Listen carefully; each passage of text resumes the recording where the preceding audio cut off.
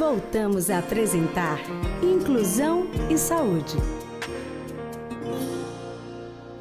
Voltamos com o Inclusão e Saúde, como anunciamos agora, para tratar de um tema polêmico. Exatamente o que aconteceu na prova do Enem. Mas por que esse tema acabou sendo polemizado? O que ganha, né, a comunidade dos surdos com tudo isso? O que ganha a sociedade, de um modo geral, ao discutir essa questão? Quem vai nos ajudar a entender um pouco sobre este assunto são as nossas convidadas. Aqui a professora Geórgia Brandão, né, diretora pedagógica do IPAESE, e, claro, também a professora Marlene Cardoso, que é educadora e é especialista nessa área de educação também para surdos. Minha pergunta inicial é para a professora Geórgia Brandão. E por que isso foi tão polemizado? O tema central diz os desafios na formação educacional dos surdos no Brasil. Será que isso é porque não é tão discutido? Qual o entendimento da senhora inicialmente, professora? Primeiramente, bom dia a todos, né? Estou muito feliz de estar aqui falando um pouco sobre esse tema que foi realmente muito polêmico. Eu acho que pegou todo mundo de surpresa, né? O que eu vejo nesse sentido? Falar sobre formação educacional do surdo no Brasil se refere à questão da inclusão, né? Mas quem vive realmente a condição do surdo dentro da sala de aula, quem tem um adolescente, uma criança surda em casa, a gente enfrenta alguns desafios. O desafio inicial é a língua. E a língua, ela tem seus entraves, né? Tem as suas possibilidades de acessibilidade. Então, é comum todo mundo está falando de inclusão de uma forma muito generalizada. Para o público do Enem, que é o nível médio, que é o nível que a maioria ainda não tem uma vivência a nível do científico, não vive, os temas geralmente são colocados de forma generalizada ou alguma coisa com relação à política ou algum tema específico mais generalizado. Esse tema é um tema muito específico, é de uma comunidade que vive suas dificuldades de enfrentamento em sala de aula e num contexto educacional.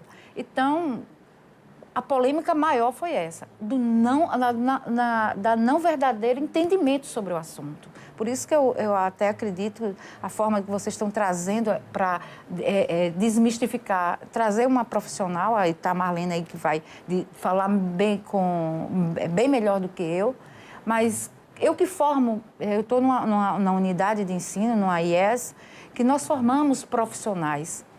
Eu já tenho tanta dificuldade, eu tenho um pouco de dificuldade de mostrar que a inclusão do surdo educacional, ela é específica, ela tem um teor específico, mas tem um outro lado, Ivanilson. Eu acho que para a comunidade surda, para quem trabalha com surdos, foi um momento histórico. E quando a gente fala de inclusão aqui no programa sobre os mais diversos aspectos, as mais variadas deficiências apresentadas, a palavra de ordem é não segregar, é incluir.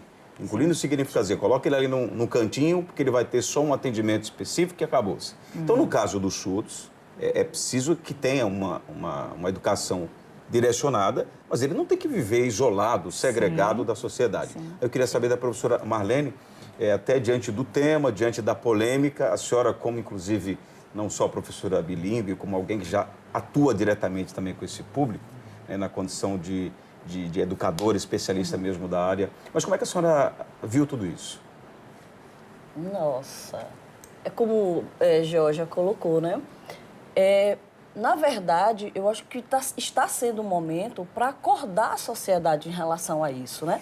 Porque passamos tanto tempo engessado nessa situação, dando passos mínimos em espaços tão largos, que hoje passa a ser algo tão pequeno perto do universo que a gente tem ainda para avançar. Mas, assim, um foco que eu acho que a população está dando, muito grande, na questão, um tema que foi polêmico, isso para o público ouvinte é um ponto, mas tem um ponto muito importante que é o surdo como ser. Ele vinha à tona, tomar posse da sua ação do seu direito, socialmente, do seu direito como cidadão, não só pedagogicamente, não, gente, em todos os aspectos. Então, claro que tem trabalho, você dentro do núcleo familiar, e porque isso vindo à tona, né? Eu achei maravilhoso o tema. Não estou trazendo aqui o que é certo e o que é errado. Claro. Não tem, mas o primeiro ponto que me chamou a atenção é o surdo tomar frente. Por quê? Foi se falar de uma língua, de uma condição educacional que não se falava. Né? É um momento histórico, por que foi histórico? É histórico porque o público desconhece, isso nunca vinha à tona. Mas isso acaba surpreendendo o aluno que durante esses anos de preparação, ou esse ano especificamente, ficava imaginando que poderia surgir no Enem o problema financeiro do país, crise política, a ideologia de gênero, etc, etc. Se esperava tudo. Menos, talvez, eu digo menos, porque isso foi polemizado e foi tratado no país afora. Aí, diante de tudo isso, entre as manifestações em redes sociais, surgiu uma, que eu queria que as senhoras pudessem até comentar, de uma professora que hoje ela é mestre, né? É uma professora surda e que ela fez questão de dizer, da sua maneira, meio que de forma a protestar, que ela lá na base não teve uma professora, que a professora não fez o que deveria fazer como dever de casa. Isso. Eu queria que antes da gente pudesse comentar, dá só uma olhada a você que não teve a oportunidade de estar numa rede social, está no Facebook, então se a pessoa publicou, está disponível. Só algumas partes, né, do que ela fala através de cartazes. Acompanhe.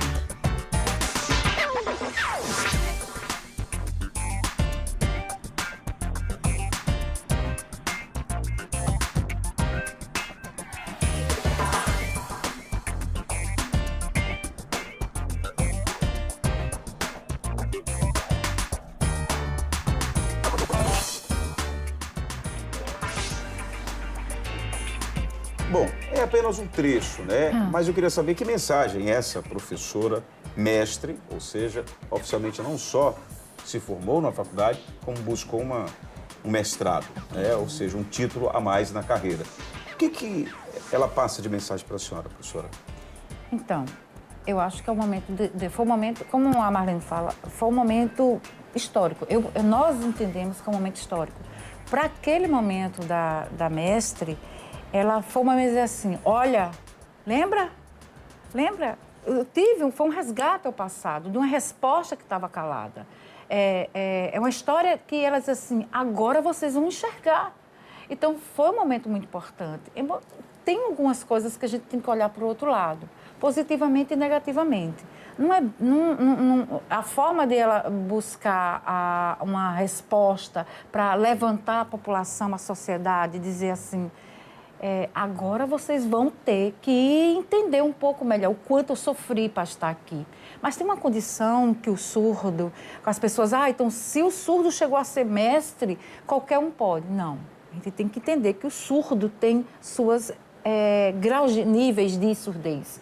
Alguns alcançam, outros não. Então, a gente tem a polêmica maior da discussão depois das redes sociais. O meu telefone mesmo não parou de tocar. Imagina. Professora, o que é isso? O que você achou? Eu tive uma amiga que perguntou, professora, qual é a diferença de surdez, deficiência auditiva e surdo-mudo? As pessoas ainda têm dúvidas muito simples, óbvias. A população ainda não sabe distinguir quem é de fato. Que sujeito é esse dentro da sociedade? Então, aproveita e explica para a gente essa diferença. Então, aqui a gente não perde nada. Por surdo favor. é surdo. Surdo é condição de surdo, ele tem uma deficiência na sua anatomia de não ouvir. Agora, tem os níveis, né? Sim. Perda leve, moderada e tal. Os questionamentos da Organização Mundial da Saúde diz que todo indivíduo que tem uma perda auditiva, ela pode ser parcial, total ou bilateral, né? Depende. Ele é considerado uma pessoa deficiente, uma pessoa que tem uma deficiência, que não é eficiente. Tá. Né? Então, o aparelho auditivo não é eficiente. Entendi. Mas surdo-mudo não existe. Começamos por esse... Mudez é uma coisa, surdez é outra. Você não ter ausência da voz, o surdo grita, o surdo gesticula, grita muito, ri.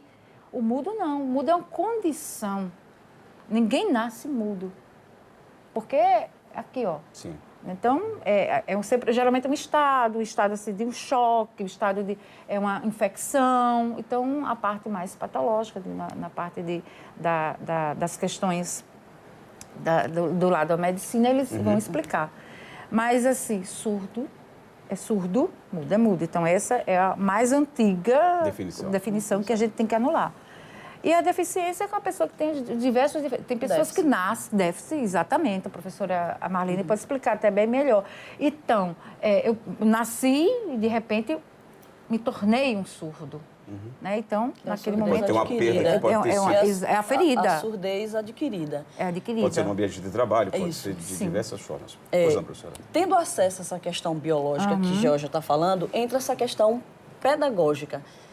Dependendo do seu nível, né, surdez, leve, profunda, moderada, isso vai afetá-la nas questões pedagógicas. E aí volta para a sua pergunta inicial. Né? O que a professora traz, né, como desabafo, que é muito válido, né? A voz ativa realmente do surdo ali, essa representação que ela fez... Né? Ganhou uma adesão muito forte. Muito forte. Muito forte. Assim, é um direito, voz ativa. Então, eu volto para aquilo. Não é julgar o que é certo ou errado. É julgar que eu tenho o direito de. Não é? E uma coisa que é importante, quando ela faz esse desabafo, ela aponta para uma lacuna lá atrás, que entra não é na formação da educação do surdo só, mas a formação dos profissionais que atuam na área, seja fono, seja pedagogo, seja educador, seja nessa área... A equipe multidisciplinar. Multidisciplinar e, como diz os grandes autores, no país e fora, a surdez é uma deficiência social. Né? É invisível. Até porque a sociedade tem um olhar, infelizmente, diferenciado. Diferenciado. Né? E em relação ao surdo, vem uma questão forte, né? Que é a minoria linguística. Não se refere a uma orelha. E quando ela fala dessa questão que ela denuncia, digamos assim, com os cartazes mostrando... ela também está mostrando essa deficiência social, ela está mostrando a exclusão. Olha, veja a idade dela, né, ela já com mestrado.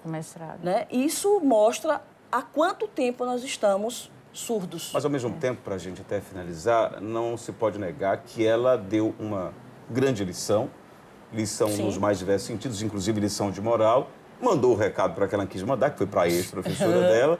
E, além de tudo, ela está dizendo, se eu conseguir chegar até aqui, claro, vocês já explicaram que cada um tem uma situação ou não de deficiência, mas ela disse, você também pode. Então, pelo menos ela estimula. Exatamente. E aí vem, quem é o deficiente? Eu, deficiente auditivo, ou a sociedade que é surda?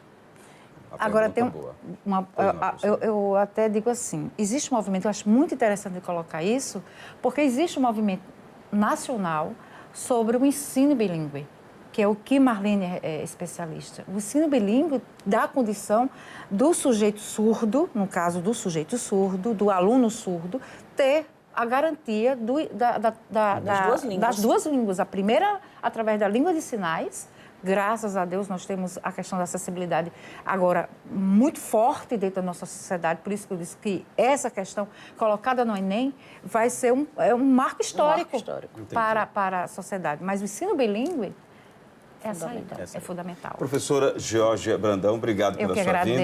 Eu que agradeço. E a senhora também, professora Marlene Cardoso. Obrigada. Obrigado pelo aprendizado de hoje e acredito que foi útil para todo mundo. Obrigado. Obrigado a vocês. Obrigada a vocês. Nosso Inclusão e Saúde de hoje fica por aqui. Obrigado a todos pela audiência. Espero que você tenha aproveitado bastante. Comenta nas redes sociais. O nosso programa também vai para o canal da APAI no YouTube, até porque o programa é produzido pela APAI de Aracaju. Então, acessa lá. APAI, né? www.youtube.com/APAI Aracaju. No Instagram, @APAI Aracaju. E no Facebook, claro, bombando lá também, facebook.com/APAI Aracaju.